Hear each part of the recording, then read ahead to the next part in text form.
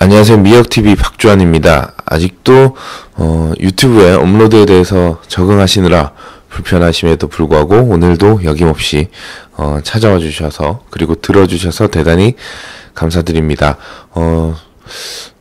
사실 방금 녹음을 했는데 또 녹음이 안 돼서 다시 두 번째 녹음하는 거라서 마음이 급합니다. 속도를 조금 내보도록 하겠습니다.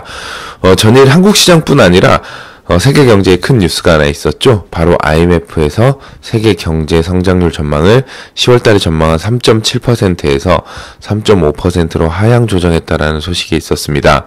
그 근거는 바로 무역전쟁의 불확실성과 금융시장의 변동성 확대를 꼽았는데요. IMF 장기 전망에는 미국과 중국 간의 무역 정책을 보수적으로 바라보고 있는 모양새입니다. 더불어 이 IMF에서 나온 뉴스뿐만 아니라 미국에서 캐나다에 있는 화웨이 CFO를 미국 정부가 공식으로 소환을 추진 중이다라는 소식도 IT 시장 그리고 거기에다 확장돼서 시장 전반에 부담으로 작용하고 있는 모양새입니다.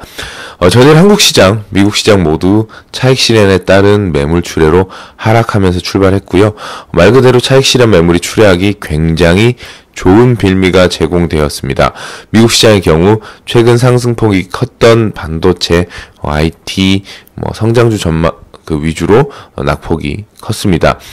한국 시장 코스피 시장에서 외국인이 1264억 매수했고요. 기관이 1154억 매도, 코스닥 시장에서 외국인이 237억 매도, 기관이 748억 매도하였습니다.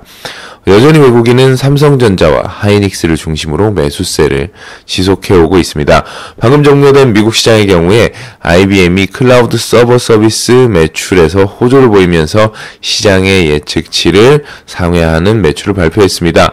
IBM의 경우 작년 레댓이라는 IT 업체를 인수하면서 공격적으로 클라우드 비즈니스를 이어오고 있는데요.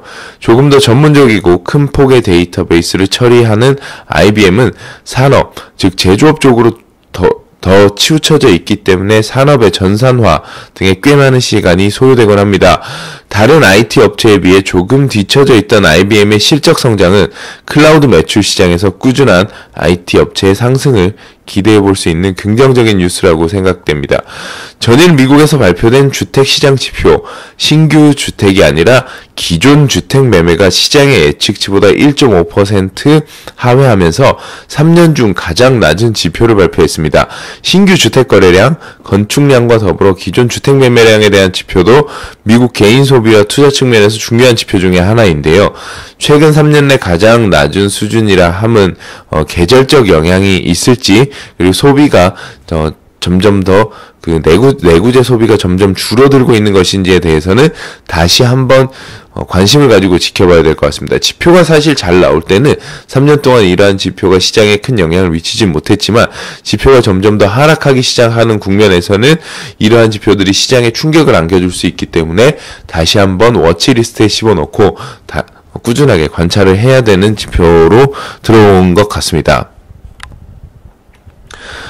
전일 시장을 결국 한 줄로 요약한다라고 보면은 바로 차익 실현입니다. 그간 1월 이제 시작하면서 열심히 시장에 달려왔고요. 그러다 보면 한 번 정도는 이제 쉬어가야 또 멀리 가기 때문에 전일 시장의 하락 자체에 큰 의미를 두고 해석해야 할 시점은 아니다라고 생각합니다. 다만 낙폭이라는 게 최근 미국 시장 전체의 낙폭이 2%가 흔한 일이 되다 보니까 저도 예전에는 1% 이상만 하락해도 아침에 깜짝깜짝 놀라곤 했는데 이제는 이제 흔한 일이 되다 보니까 눈도 하나 깜짝 안 하게 되는 상태가 돼버린 거죠.